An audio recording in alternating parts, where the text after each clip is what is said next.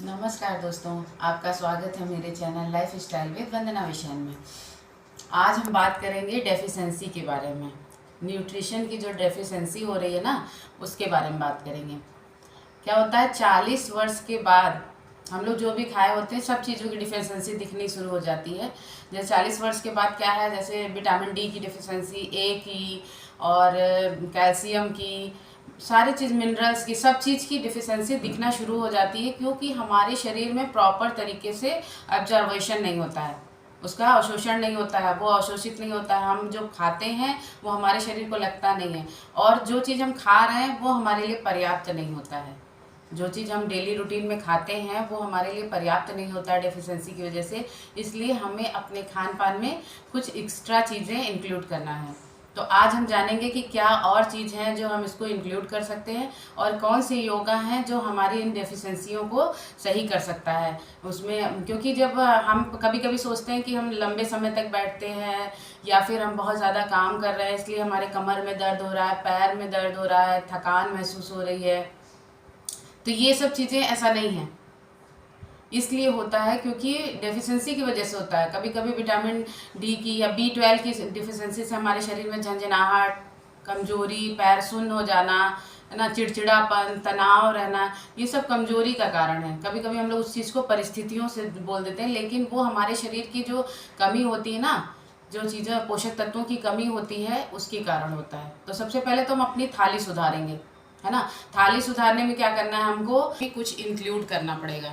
उसमें इंक्लूड करने के लिए क्या होगा, मल्टीग्रेन आटा खाना है, सभी प्रकार की दालें खानी। हम लोग ज़्यादातर अपने भारत देश में क्या होता है, अरहर की दाल पसंद करते हैं, अरहर की दाल ज़्यादा खा लेते हैं, या जहाँ पे जो परंपरा है वो हम वहाँ की दालें खा लेते हैं। कहीं पे उड़द की दाल ज़्यादा खाई जाती है, कहीं पे अरहर की दाल ज़्यादा खाई जाती है, कहीं ज़्यादातर हम लोग घरों में क्या करते हैं, एक प्रकार के अनाज का ही यूज़ करते हैं। एक प्रकार की कोई दाल बना लिया, चावल बना लिया, रोटी बना लिया, गेहूँ का आटा, चावल, रोटी, यही सामान्यतः खाते हैं।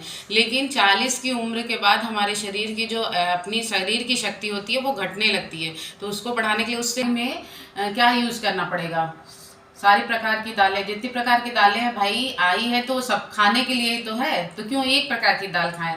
मिक्स दाल खानी है, आटा है, कभी बाजरे का रोटी खा लिया, कभी मक्के की, इस समय मक्के का सीजन आ रहा है। मक्का जो है, भुट्टा जो होता है, वो विटामिन बी का बहुत ही बड़ा स्रोत है, बहुत ज़्यादा उसमें विटामिन बी पाया जाता है। इसलिए और कैरोटीन, विटामिन ए वगैरह भी पाया जाता है, लेकिन बी की पूर्ति के लिए मक्के का आटा आप खाइए, क्योंकि विटामिन B12 की भी डिफिशिएंसी हो जाती है तो पैरों में झंझनाहट, शरीर में थकान, चिड़चिड़ापन, तनाव होता है, तो उसको खाना है। और भी रागी है, जौ है, ये सब चीज़ का सारा मिक्स आटा खाइए, मिक्स दालें खाइए, और मिक्स सब्जियां, सारी सब्जियों का सेवन करें, हरी सब्जी का भी, सारी सब्जियों का सेवन करें। और इसके साथ साथ हम लोग कुछ सप्लीमेंट्री लेते हैं ना, जैसे दवाइयाँ लेते हैं सप्लीमेंट्री में, सप्लीमेंट्री में कैल्शियम की गोली खा रहे हैं, या फिर किसी विटामिन की गोली खा रहे हैं, उसकी डेफिशिएंसी, वो खाने के बजाय हम चीज़ों को खाएं, जो सामान है जिससे उनका स्रोत होता है वो चीज़ें खाएं। क्यों हम दवाएं खाएं, दवाएं तो केमिकल युक्त होती है ना। उससे अच्छा है कि हम अपने घर में उस चीज़ को, जैसे अगर विटामिन ए का आपको डिफिशिएंसी है तो आप गाजर खाइए, आंवला खाइए, है ना, उसका जूस पीजिए। और इसके साथ साथ ये सीड्स वगैरह आती हैं, जो सारे सीड्स, फ्लैक्स सीड्स जिसको हम लोग अलसी कहते हैं, पंपकिन सीड्स, कद्दू के बीज, सूरजमुखी के बीज, तरबूजा के बीज, खरबूज के बीज, ये सब बीज क्या है, पहले हम लोग निकाल देते थे, फेंक देते थे, लेकिन इसमें बहुत पोषक तत्व है। सारे पोषक तत्वों का स्रोत है, उसको हम खा के अपनी सारी डेफिशिएंसी को दूर कर सकते हैं। तो एक चम्मच मिक्स सीड्स खा लीजिए। फ्लैक्स सीड्स क्या होता है, हमारी जो हड्डियाँ जो वो हो जाती हैं, चलते चलते घिस जाती हैं, जब घिस जाती है उसमें लुब्रिकेंट कम हो जाता है, तो ये सब चीज़ें उसको लुब्रिकेशन का काम करती है। एक चम्मच घी भी खाना है। और ये भ्रम बिल्कुल हटा देना है कि घी खाने से वजन बढ़ता है। घी खाने से कोई वजन नहीं बढ़ता है। इसलिए डेली 1 चम्मच घी खाना है, 1.5 चम्मच, 1 चम्मच घी खाना है। अपनी कार्य क्षमता के अनुसार, जैसा हम कार्य करते हैं उस हिसाब से हम घी का सेवन करें। सारे मल्टीग्रेन आटे का यूज़ करें, सारी दालों, मिक्स दालों का यूज़ करें। ये सब क्या है, और सारे सीड्स, जो सीड्स हैं, मिक्स सीड्स आते हैं, उनका सेवन करें। तो ये सब चीज़ें जब हम सेवन करेंगे ना, तो हमें जो गोलियां खा के हम डेफिशिएंसी दूर करते हैं उनको नहीं करना पड़ेगा। और ये मोरिंगा, सहजन की जो पत्तियां होती हैं, उसमें भी B12 बहुत पर्याप्त मात्रा में है। इस समय सबसे बड़ी डेफिशिएंसी क्या हो गई है, विटामिन डी की। विटामिन डी की डेफिशिएंसी महिलाओं में बहुत देखने को मिलती है। इसका कारण क्या है? पर्याप्त धूप नहीं लेती हैं। पर्याप्त धूप में नहीं जाना है, घर में काम करना है या बिल्डिंगों में रह रही हैं, धूप नहीं मिल पाती है तो उनको दिक्कत होती है। विटामिन डी की डिफिशिएंसी लगभग समझ लीजिए 75% हो गया है हर घर में। वो जो बैक में दर्द हो रहा है, चीज़ें दर्द हो रही हैं, तो हमें लगता है कि हमारा किसी और से वजह से, लेकिन विटामिन डी की डिफिशिएंसी बहुत ज़्यादा हो गई है। इसलिए सुबह की धूप जरूर लें। जब सूर्य भगवान का उदय होता है तो सूर्य की रोशनी में सूर्य नमस्कार करें, 5-10 मिनट वहाँ टहलें। और चीज़ों का आप जैसे अलसी के बीज में विटामिन डी का अच्छा स्रोत है, उसका सेवन करें।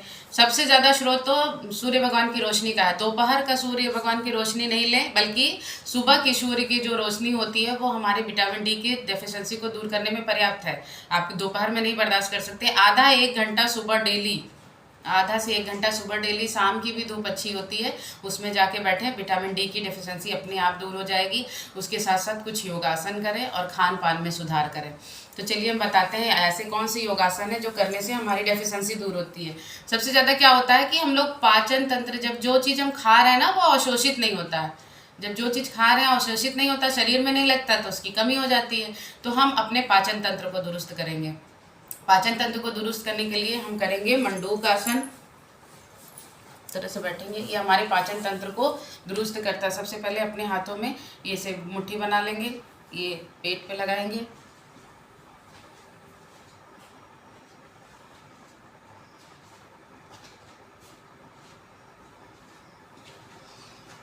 तीस सेकेंड से 1 मिनट तक होल्ड करेंगे। इससे क्या होता है? हमारा पाचन तंत्र दुरुस्त होता है। तो आज हम जितने भी आसन करेंगे अपने पाचन तंत्र को दुरुस्त करने के लिए, ये योग मुद्रासन।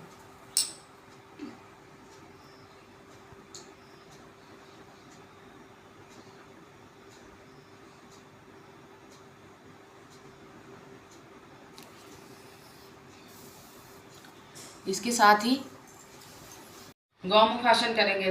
दोनों पैरों का घुटना जो है एक दूसरे के ऊपर होगा। ऊपर वाले पैर की तरफ से अपना हाथ ये इधर से करके नीचे वाले हाथ का पीछे से लॉक बनाना है।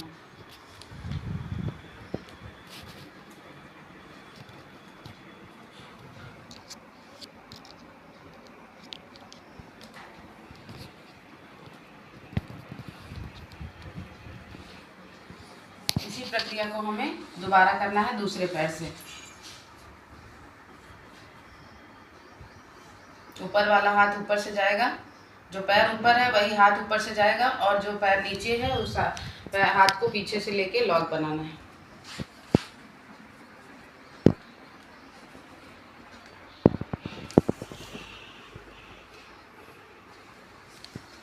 फिर हम करेंगे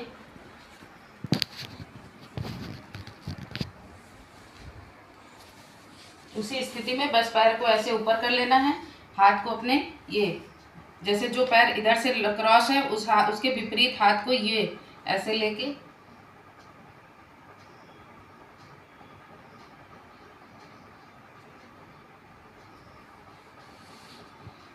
फिर दूसरे पैर से करेंगे।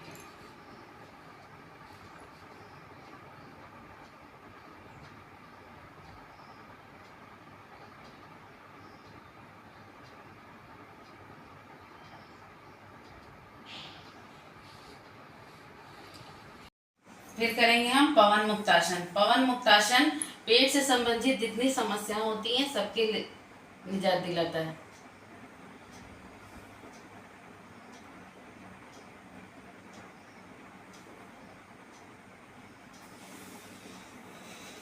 इसी पोजीशन में हमें करना है दूसरा।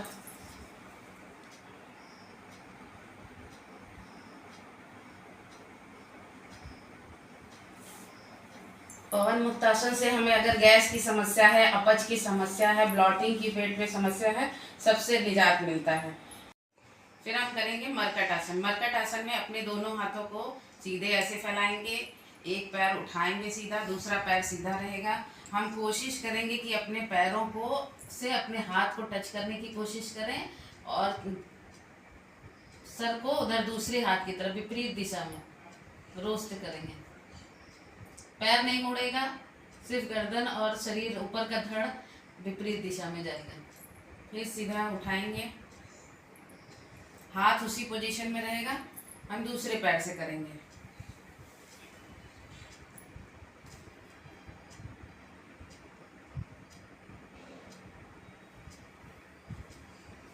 इसको हम दूसरी तरीके से भी कर सकते हैं।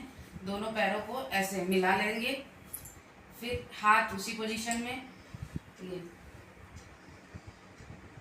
घुटने जमीन पे लगेंगे दोनों। इन आसनों के साथ साथ हम प्राणायाम करेंगे। प्राणायाम में हम कपालभाति करेंगे। कपालभाति करने से हमारा पाचन तंत्र दुरुस्त होता है और हमारे शरीर में आयरन बढ़ता है, और जितनी चीज़ें हम खा रहे हैं ना उनका अवशोषण भी प्रॉपर तरीके से होता है। तो कपालभाति हमको करनी ही करना है। जिसको कोई समस्या नहीं है, जिनको मना है, जैसे कमर दर्द ज़्यादा हो रही है तो उनको मना है, कोई ऑपरेशन हुआ है या कोई किसी तरह की कोई समस्या जिसमें कपालभाति मना किया गया है, प्रेग्नेंट लेडी हैं, तो उनको ये सब चीज़ें कपालभाति को ज़्यादा नहीं करना ही नहीं है। बहुत स्लो करना है तो करना है, नहीं तो करना भी नहीं है। तो जिनको करना है, जो स्वस्थ हैं, वो नियमित करें, इसको अपने जीवन में अपनाएं। बहुत अच्छा है ये।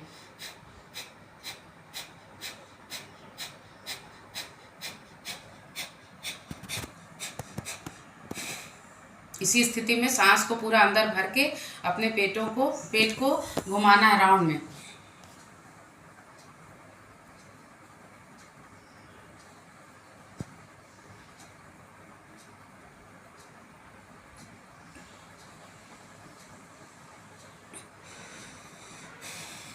कुंभक लगा के सांस को रोकेंगे, अंदर भर के पेट को रोटेट करेंगे। इससे क्या होता है कि हमारा पाचन तंत्र बहुत दुरुस्त होता है। बहुत तेज करके देखिए, 1 मिनट अगर कर लिए तो भूख बहुत तेज लगती है।